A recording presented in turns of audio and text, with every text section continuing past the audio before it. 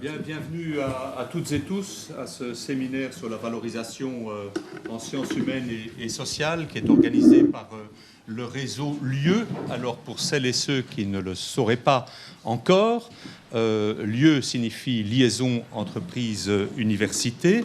Ce réseau a été fondé en 2003. On fêtera donc bientôt son 10e anniversaire. Voilà une idée d'activité ludique pour les membres du réseau, d'ailleurs, en passant. Le réseau LIEU regroupe en fait les interfaces et les cellules de valorisation des universités et des hautes écoles de la Fédération Wallonie-Bruxelles, et il a pour but de développer la collaboration entre ces institutions d'une part et d'autre part les acteurs économiques et sociaux, les entreprises, les administrations, le secteur associatif, etc.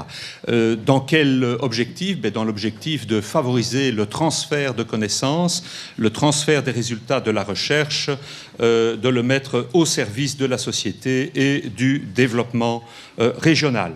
On vous en parlera à plusieurs reprises au cours de ce séminaire. Jusqu'à présent, les sciences humaines et sociales ont été peu impliquées dans ce processus de transfert. C'est en train de changer, nous nous en réjouissons. C'est l'objet de ce séminaire et nous allons immédiatement commencer nos travaux. Je passe la parole à ma collègue Samia Chamak. Bonjour à toutes et à tous. Alors, merci Alain tout d'abord pour ces quelques mots de bienvenue. Alors, nous allons tout de suite céder la parole à Monsieur Bart Jourquin, vice-recteur de l'UCL en Hainaut, et ensuite ce sera au tour de Monsieur Pagano, vice-recteur au développement institutionnel et régional de l'Université de Mons. Nous allons donc les laisser faire l'introduction de cette journée de séminaire. Et bonjour à tous, on m'entend là? Oui. Bienvenue chez nous ici aux ateliers des FUCAM. Alors c'est un peu compliqué, vous savez que les FUCAM ont fusionné avec l'UCL, mais nous n'avons pas encore eu le temps de changer le nom des ateliers des FUCAM en ateliers de l'UCL. Donc bienvenue chez nous. C'est un endroit qui est utilisé au sein de notre université pour tout ce qui est séminaire, formation continue. Et donc je suis très heureux de vous accueillir ici aujourd'hui dans ce séminaire consacré à la valorisation des recherches en sciences humaines. Alors, effectivement, traditionnellement, lorsque l'on parle valorisation de la recherche, on a tendance à penser à technologie, à bits and bytes. Et ce n'est que finalement très récemment qu'un courant de réflexion s'est mis en place pour essayer de valoriser les recherches en sciences humaines. Et quand on regarde un petit peu dans les différentes universités, vous voyez que les étudiants, le nombre d'étudiants, le nombre d'enseignants, de chercheurs dans les secteurs des sciences humaines est quand même très très important, parfois même allant jusqu'à la moitié de l'ensemble des universités. Et pourtant, les chercheurs en sciences humaines et sociales ne sont pas les derniers à publier. Lorsqu'on regarde les volumes de publications dans des revues internationales de très haut niveau, ils ne sont pas non plus les derniers à organiser des séminaires un peu partout dans le monde, des congrès. Il reste ce petit quelque chose à faire pour que la recherche en sciences humaines puisse être valorisée. Et je suppose qu'un débat aura lieu encore aujourd'hui sur ce qu'est le terme valorisé. On ne pense pas forcément à un brevet et à monnayer le résultat de ces recherches. Je pense que le contexte est plus large et vous aurez l'occasion d'y revenir. Alors, je vais passer la parole bientôt à Giuseppe Pagano qui vous en dira plus sur le contexte même de votre journée d'études. Je voudrais quand même passer 2 minutes à remercier un certain nombre de personnes. Donc aujourd'hui, vous allez avoir tout d'abord l'occasion d'entendre 5 études de cas, 5 cas très variés qui vont vous donner l'opportunité de voir finalement ce que l'on peut valoriser et comment le faire dans des choses tout à fait concrètes. Et j'espère que ces 5 cas vous donneront l'eau à la bouche, pas spécialement pour aller au lunch après, mais pour assister aux 2 séminaires de cet après-midi. Le premier, donc consacré au marketing des compétences et le second au scénario de valorisation. Et nous avons l'honneur aujourd'hui d'accueillir 2 personnes qui sont M. Patrice Martin de Marketing et compagnie et Mme Béatrice Vial du réseau Curie, qui Outre le fait d'être aujourd'hui présent pour animer ces deux séminaires, ces deux ateliers, ont déjà effectué un certain nombre de travaux en amont afin de permettre à ce que les participants à ces deux ateliers puissent avoir en phase 2 des études de cas, des cas concrets qui sont les mêmes dans les deux ateliers et donc d'être tout à fait en ligne que vous ayez choisi l'un ou l'autre de ces deux ateliers. Voilà. Donc, je voudrais aussi remercier les équipes du réseau Lieu et plus particulièrement le groupe de travail qui s'occupe des sciences humaines pour avoir pour la deuxième fois ou la troisième fois organisé ce séminaire en sciences humaines. Également toutes celles et ceux qui se sont occupés de la logistique et particulièrement Alessia D'Antonio que vous avez vu tout à l'heure. Voilà, donc je vais passer maintenant la parole à Giuseppe Pagano qui vous en dira un peu plus sur les enjeux liés à la valorisation en sciences humaines. En tout cas, je vous souhaite une excellente journée de travail, même si je n'aurai pas l'occasion d'être là tout le temps aujourd'hui. Je passerai peut-être sur l'heure de midi, mais très certainement en fin de journée, revoir un petit peu et faire le point avec vous de ce qui s'est passé. Bonne journée à tous.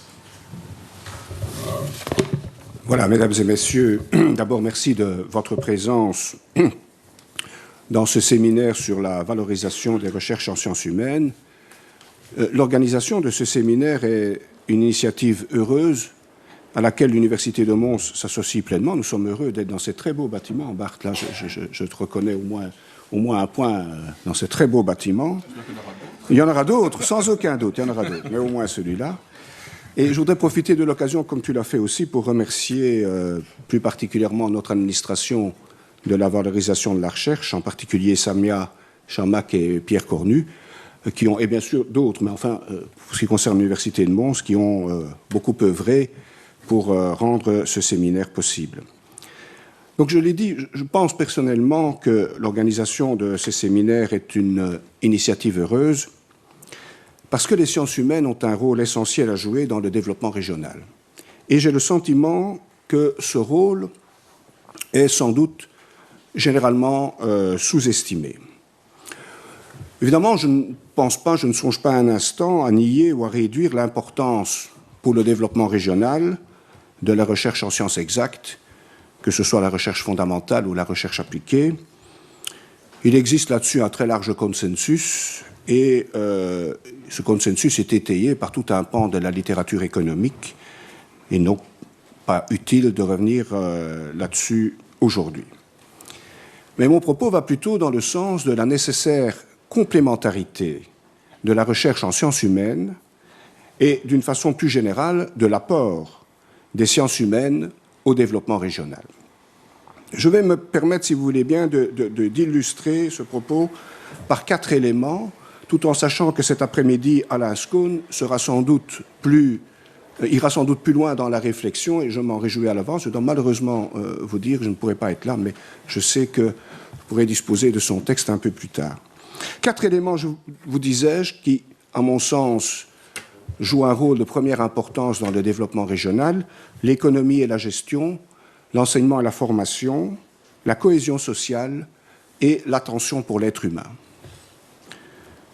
En premier lieu, je ne dirais pas tout seigneur, tout honneur, mais peut-on encore ignorer aujourd'hui le rôle de l'analyse économique et de la gestion dans le lancement et le succès des produits nouveaux qui contribuent évidemment au développement régional, même si ces produits nouveaux sont souvent issus de la recherche en sciences exactes.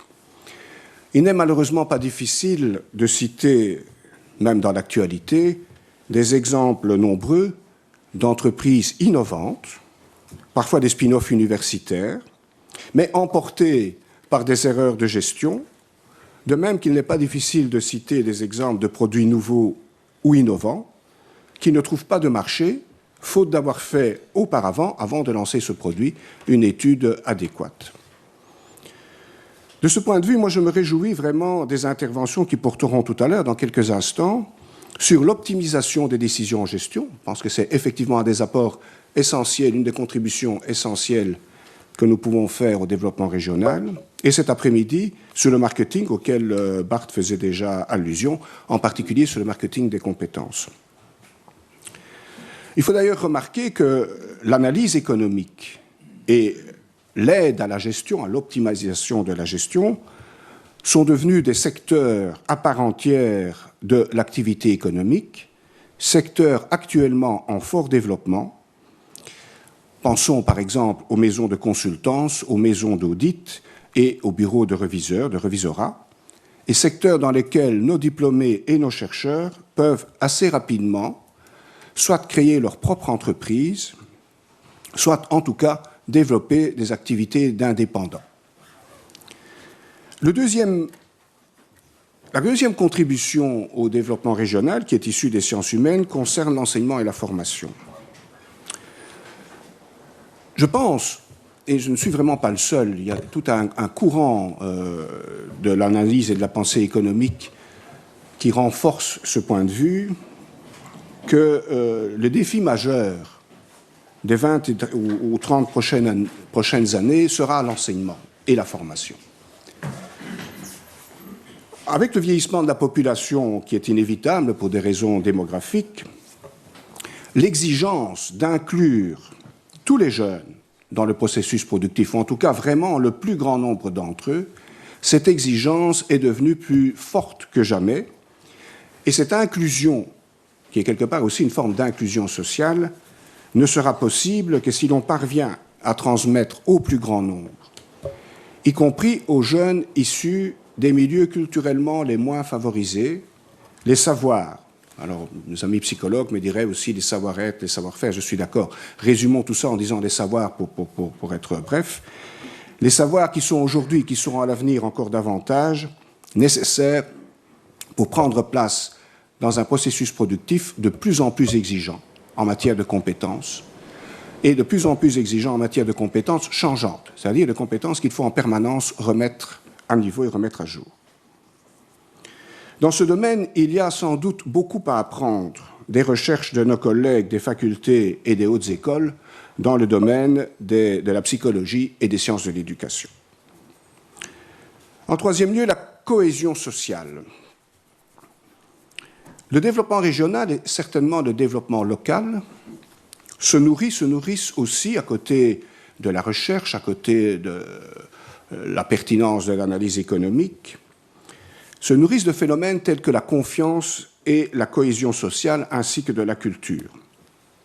Les territoires qui se développent le mieux aujourd'hui sont bien sûr des territoires innovants au sens où on l'entend traditionnellement, mais aussi des territoires qui sont parvenus à créer entre les acteurs de ce territoire un climat de confiance et de cohésion qui leur permet de mieux utiliser les atouts qu'ils ont par ailleurs.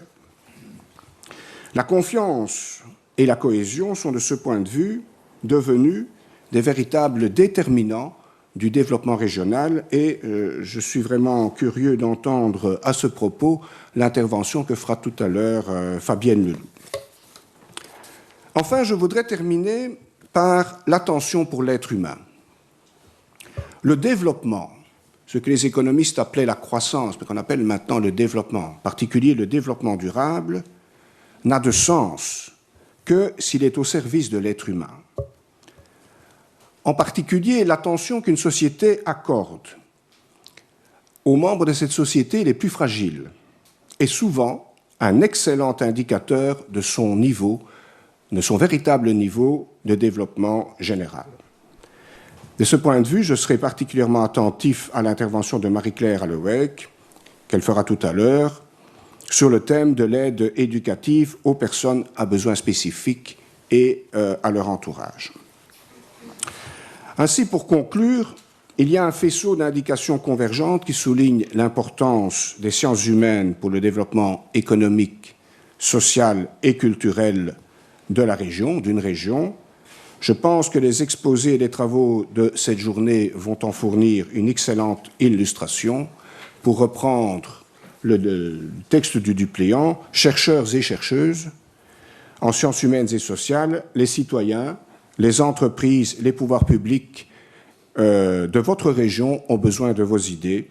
Je souhaite à tous et à toutes une bonne et fructueuse journée.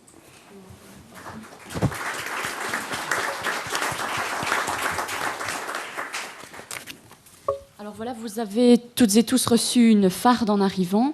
Celle-ci comporte un certain nombre de documents et d'informations. Donc vous y retrouvez en fait le programme de la journée, la liste des participants, un extrait d'une brochure Propriété intellectuelle éditée par le réseau Lieu. Et vous pourrez retrouver la brochure complète sur simple demande à l'accueil auprès d'Alessia et de Natacha. Vous retrouverez également les 5 présentations de la matinée, la présentation des ateliers de cet après-midi de Béatrice Vial et de Patrice Martin, la présentation du réseau Lieu, aussi quelques mots sur le prix Zénob. Alors en fait, je vous invite à y porter une attention particulière puisque le thème de cette année est l'innovation non technologique. Et enfin, vous retrouverez une enquête de satisfaction que je vous invite à bien vouloir compléter et à nous remettre à l'accueil avant votre départ. Alors, je vais tout de suite laisser la parole à Alain pour la présentation, pour l'introduction.